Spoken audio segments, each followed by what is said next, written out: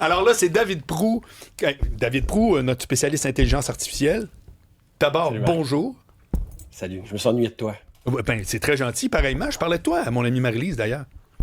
J'ai dit, je reçois bien, un gars, au j'espère. début, il était plate à mort, puis finalement, il est rendu hot.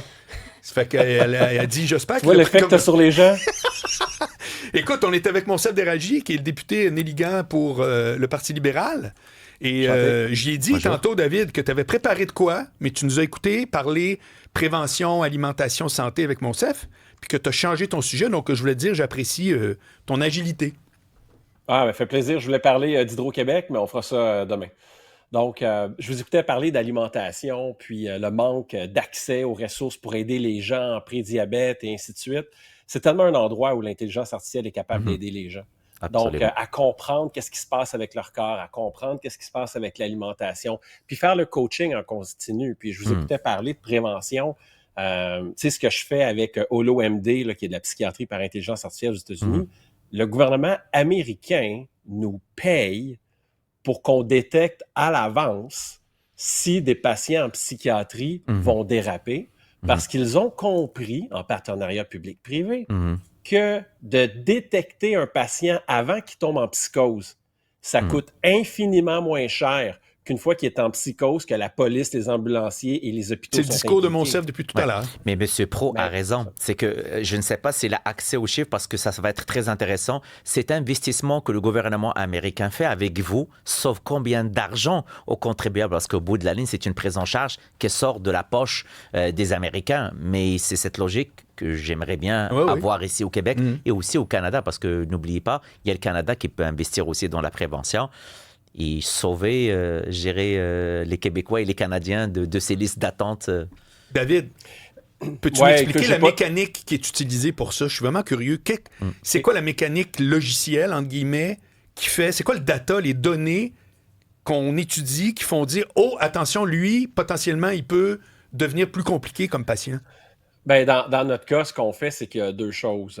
Puis désolé pour la question par rapport au coût de l'économie-bénéfice. Moi, dans l'organisation, je suis le gars que mon rôle, c'est de bâtir l'agent AI. Là, donc, la partie économique des gains, je la connais pas exactement. Mais je sais que c'est ancré dans le système. Ça s'appelle les RTM, Remote Therapeutic Monitoring. Fait que c'est un code.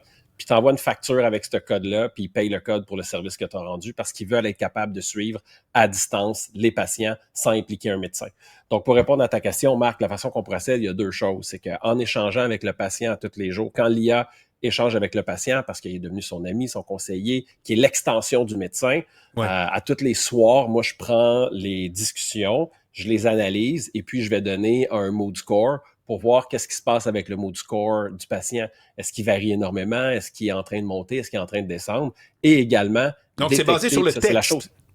C'est basé sur l'échange qu'il y a eu entre l'IA et l'humain. Mais c'est une analyse du dialogue lui-même, c'est ça?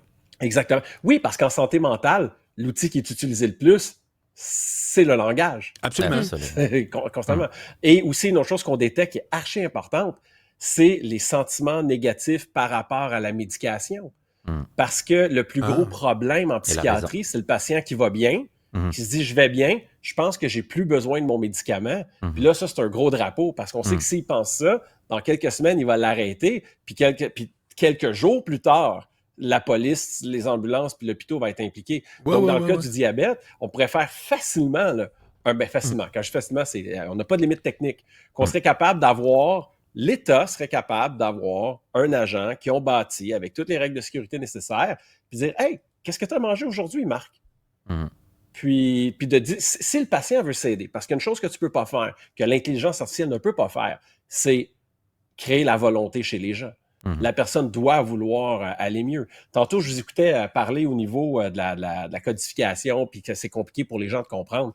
Écoute, un système là, de couleurs, là, vert, jaune, rouge, là, puis quand tu l'achètes, ton coke, là, ben, tu as un sticker rouge. Là, ça existe en Europe. Ou des alertes comme le tabac. Des alertes comme le tabac.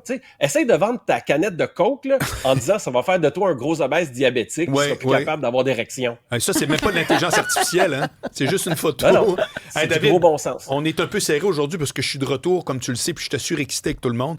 Mais toi, t'es là tous les jours, là, encore. Là. On se reparle. Je peux le saluer. Tu veux saluer qui, David? Ben Monsieur Pro, merci pour votre intervention. Je vous encourage et Tenez-nous au courant de vos développements avec les Américains. Ça nous intéresse aussi au Québec. C'est le prochain ministre de la Santé. Il va t'engager à Villeprix. Tu vas me donner une cote. L'argent va circuler. Je ne suis pas le prochain de rien. Et s'il vous plaît, je suis juste député de l'Illégan. Bon, okay, gardons ça de même. Bon, bye. Puis moi, je peux pas te promettre une cote en ligne, Marc. Ça passera pas. Mais moi, je suis transparent. Si je fais une enveloppe brune, tout le monde le sait. Il n'y en a aucun problème.